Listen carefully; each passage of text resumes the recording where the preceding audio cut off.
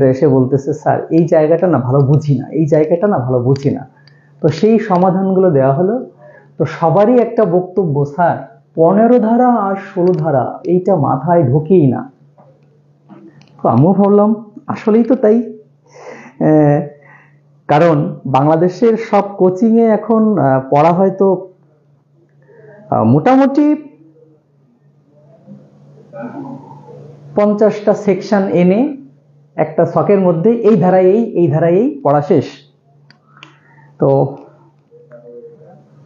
আমি হিসাব করে দেখলাম যে আমার নোটে ডিটেইলস আলোচনা করা রয়েছে, শর্ট আলোচনাও রয়েছে, এক নজরে আলোচনাও রয়েছে, কিন্তু তামাদি আইনের নোটটা পড়ার পরেও ধারা 15 এবং 16তে তার আইডিয়াটা ক্লিয়ার না, আরো কনসেপ্ট ক্লিয়ার হওয়ার দরকার। তো ভাবলাম যে অফলাইনের শুধুমাত্র মালিহা আপুর প্রবলেম, তো অনলাইনে যদি সবারই প্রবলেমটা হয়, এই কারণে অনলাইনে তামাদি আইনের ধারা 15 এবং 16 এই জায়গাতে কি মালিহা আপুর মতো আপনাদেরও প্রবলেম আছে কিনা একটু জানান আমাকে।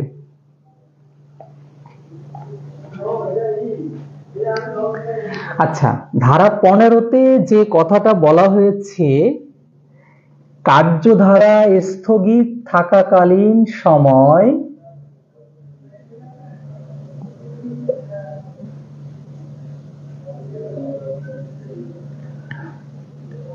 তামাদির গণনা থেকে বাদ যাবে।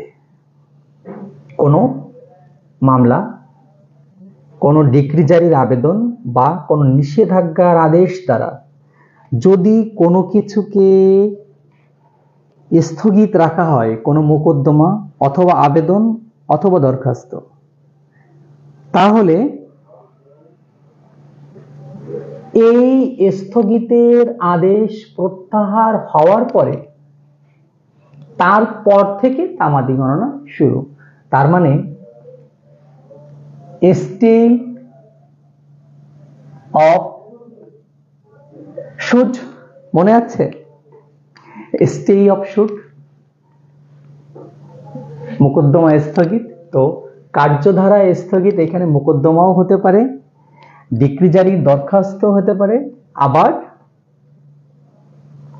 নিষেধাজ্ঞার মাধ্যমেও স্থগিতাদেশ হতে পারে। এই সব জায়গাতেই স্থগিত হতে পারে। আর আদালত স্থগিতের আদেশ দিলে তখন তামাদির